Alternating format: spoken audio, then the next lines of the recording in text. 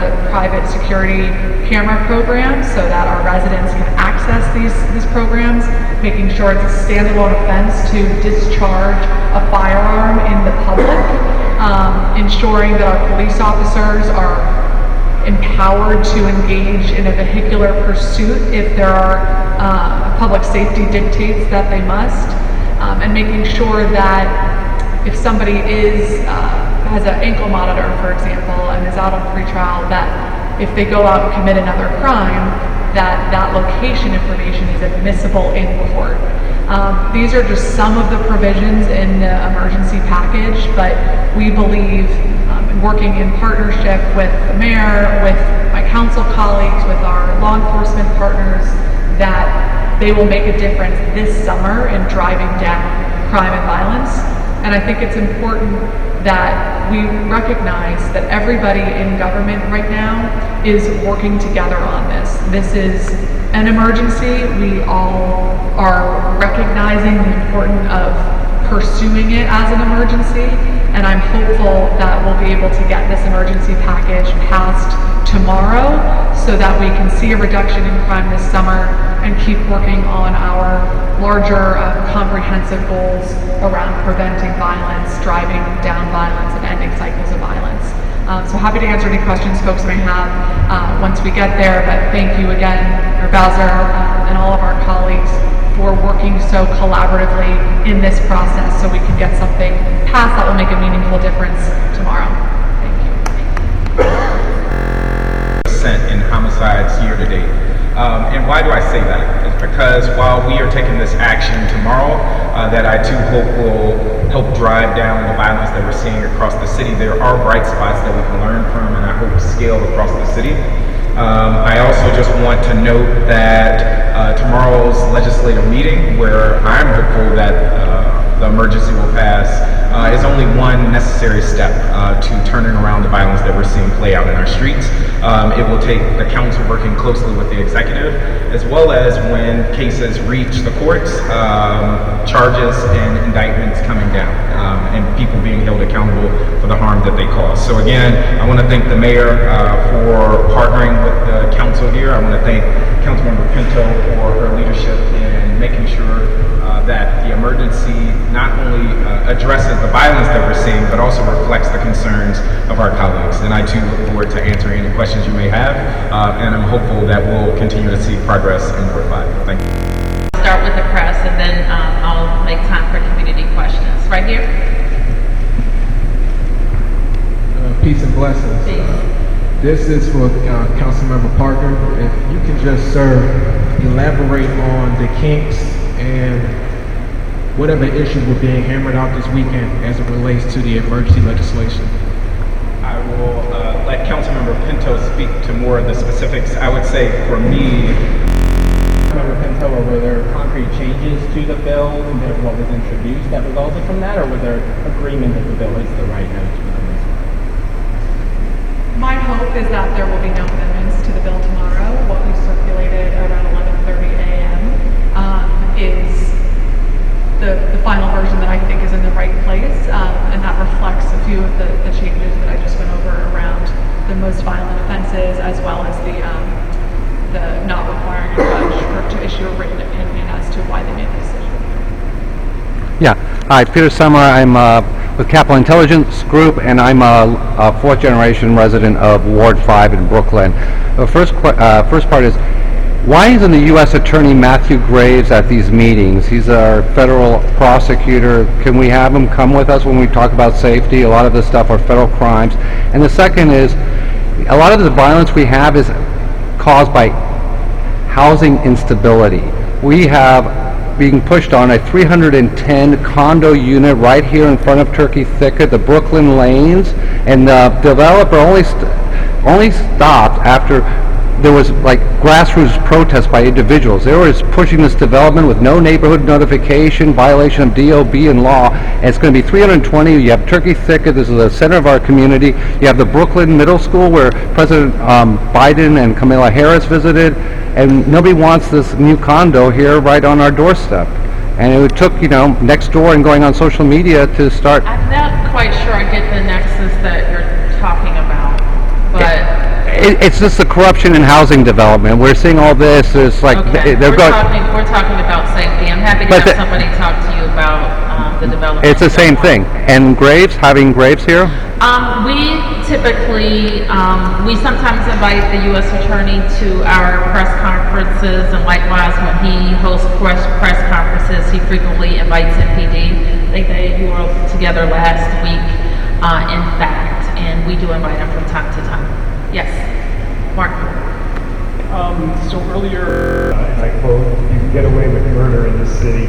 He expanded on that this morning at his briefing, where he pointed to closure rate statistics, that's what he was referring to, that if you look at, not UCR data, but if you look at closure rates for this year, for murders committed in year, that the closure rate's been going down and they stand at about 35%.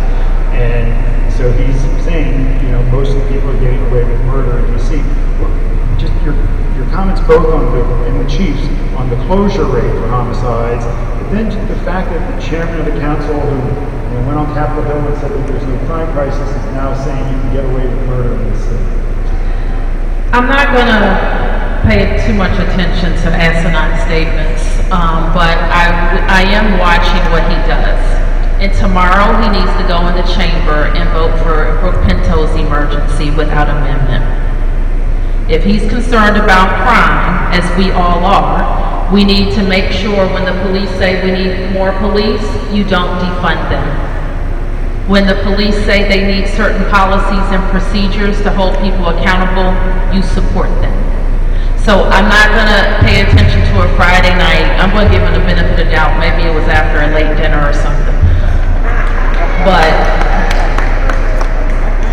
we're rowing in the same direction. You notice this? That these two council members, we're singing from the same songbook. He needs to do the same. He supports the legislation. Good. Chief, can we get? Oh, I'm sorry.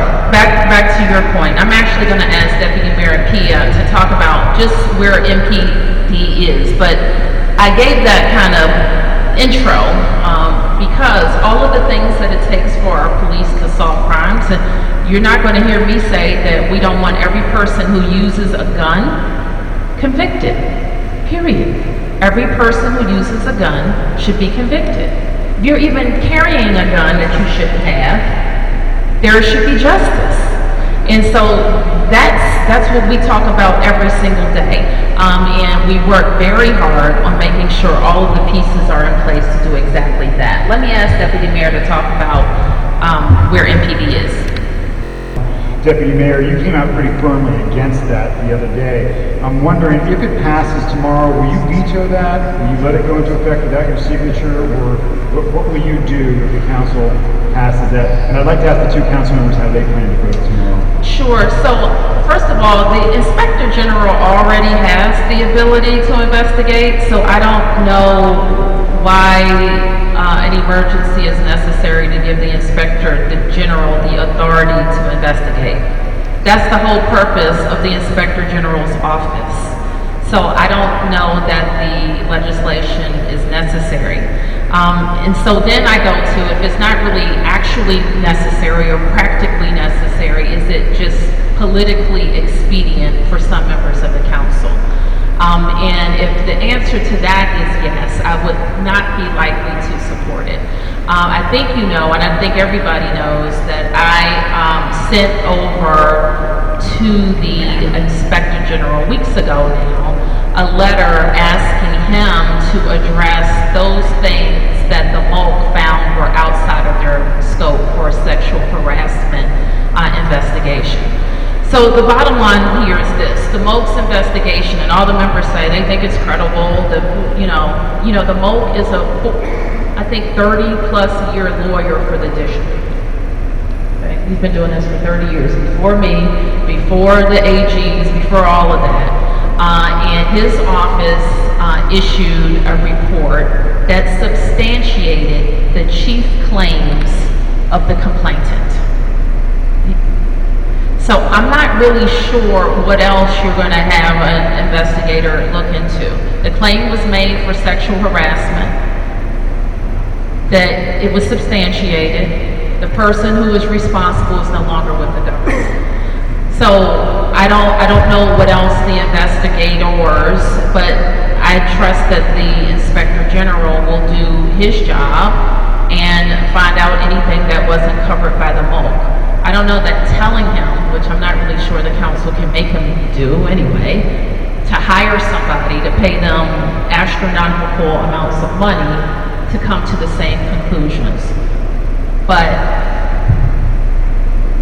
I suppose the council will do what it will do. Here's the bottom line. We don't tolerate sexual harassment in our workplace. It's very serious. People should be able to come to work, do their jobs, move ahead, transfer, advance, without having the threat of being harassed in their workplace. And I'm committed to making sure that that is true across DC government.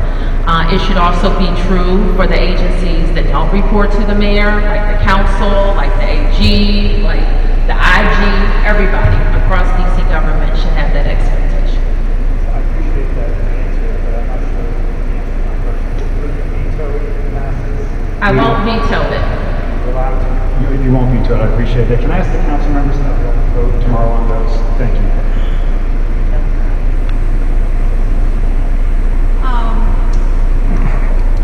Just like in 2019, when my predecessor had violated many codes of conduct, ethics, laws, there was an independent investigation. I do support, given that we are talking about, other than our elected officials, the most senior person in our government, that an independent investigation is warranted, and I will be supporting Councilmember Nadeau's bill tomorrow. I too will support the emergency legislation. I just want to say that I trust that we all take sexual harassment very seriously.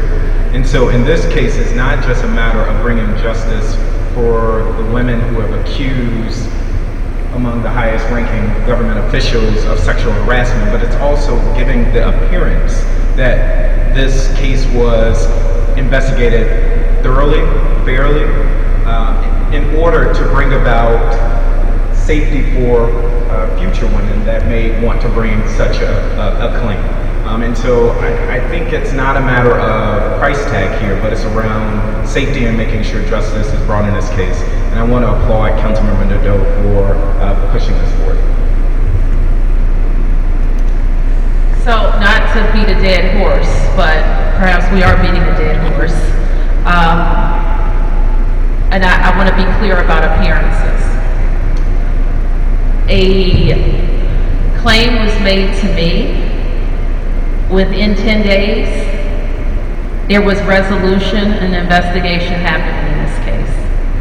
I think that's what the people of the District of Columbia expect of me as their mayor, regardless of where the complaints came from or who they were about. I acted. So if we want to pay more, and I do sometimes think it's about price tag because I've seen how these investigations go.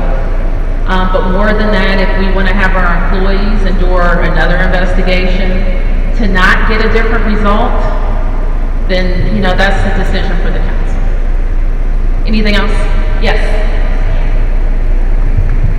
How quickly do you all actually think passing this emergency legislation? Program we created, like taking celebrities, bring them in. What's your say again? About being creative? Being creative, Okay. and bring celebrities in, and have them do a little program for contests. And we get these young people with tennis shoes, which they're very fond of, they love it.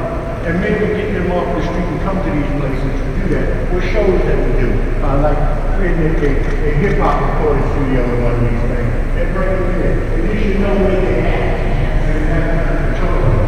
But at the same time, I'm looking for what we're saying today about accountability for the people who are arrested. I'm not heard anything about accountability for people who bring You're active in the community? What? You're active in the Oh, community? yeah. What's your